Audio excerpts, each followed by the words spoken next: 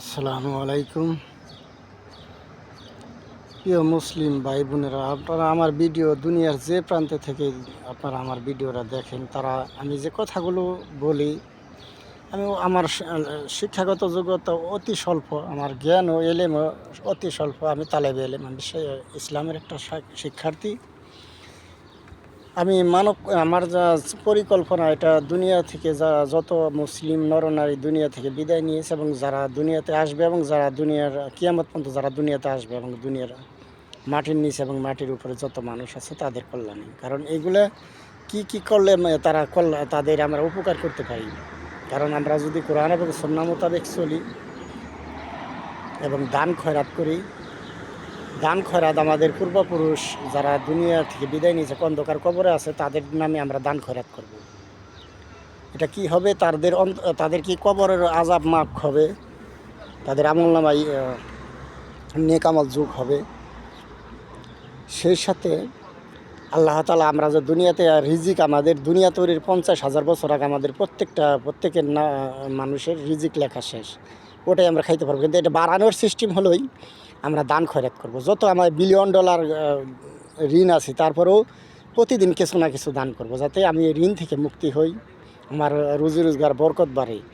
কিন্তু আমরা উল্টাটা করি, আমরা মানুষকে জুলুম করে, ধোকা দিয়ে, চাঁদাবাজি করে, সরকারি টাকা চুরি করে, ক্ষমতায় গেলে সরকারি টাকা চুরি, চাঁদাবাজি, দুর্নীতি, ঘুষ, বিভিন্ন হারামভাবে টাকা উপার্জন করার চেষ্টা করি। কিন্তু আমরা যে হারামভাবে করি আর হালালভাবে করি, ওই রিজিক আমাদের লেখা আছে, তার একটা বেশি উপার্জন করতে পারবো না। কিন্তু আমরা যে মানুষের কাছ থেকে জুলুম করে টাকাটা নিব, তখন এটা আমার অভিশপ্ত টাকা হবে। ওইটা আমাদেরকে একসময় আমাদের একটা গজব নাজিল হবে, আমাদের শাস্তি হিসাবে ব্যবহার হবে। এই জন্য আমরা মানুষের আপনার টাকা দিয়ে আপনাকে কোটিপতি বানাবো কী করে?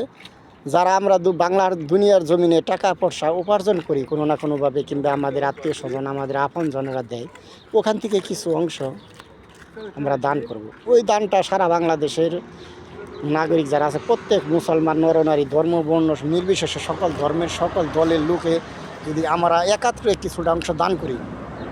আপনি দোকান দিয়েছেন, আমাদের দারুত তাকওয়া নুরানি মাদ্রাসার একটা বক্স বানিয়ে রাখলেন, সেখানে সকালে 10 টাকাটা দান করে ওই বক্সের মধ্যে ফেলে তারপর আপনি কাজ শুরু করলেন। কিংবা আপনি বেতন পান, মাস শেষে টাকা একটা পরিমাণ আপনি দিলেন, কিংবা প্রতিদিন আপনার বিভিন্ন জিনিস বেচাকিনি করেন, কিংবা ক্রয় বিক্রয় করছেন, বিভিন্ন জিনিস সাংসারিক জিনিস কিনছেন, এর থেকে কিছু টাকা 10 টাকা হলে বাঁচিয়ে যদি আমরা একটা ওই আপনার বাড়িতে টাকাটা রাখেন, একটা যেমনি ছোটো সময়ে পোলাপানে বাচ্চারা ব্যাংক বানিয়ে টাকা জমা করতে, যে কোনো একটা ভাবে আমরা টাকা জমা করে ওইটা একাত্র করে প্রতি 1 মাসে আমরা বাংলাদেশের নাগরিক প্রত্যেকে যদি ওই টাকাটা জমা করি, একাত্র করি 18 কোটি জনগণ, তাহলে কিন্তু অনেক বড় অ্যামাউন্ট হবে। ওই অ্যামাউন্ট আমরা কি করব? বিভিন্ন কলকারখানা বানাবো।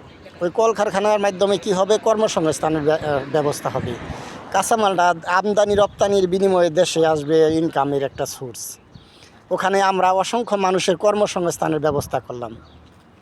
তাহলে দেখেন, এই যে আমরা এই ধরনের পরিকল্পনা, এখান থেকে একটা টাকা যাবে হাউস লোন। আপনি অসহায় দরিদ্র, আপনার একটু জায়গা আছে, আমরা কি করব?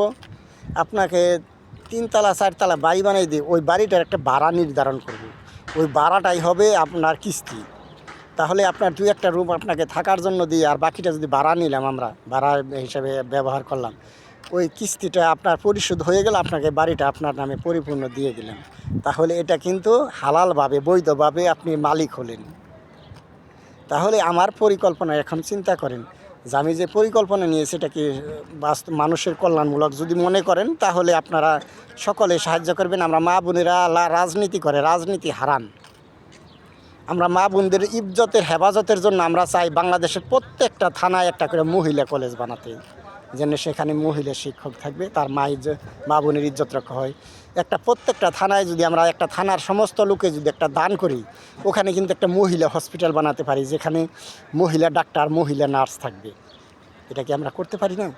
এটা কিন্তু খুবই সহজ।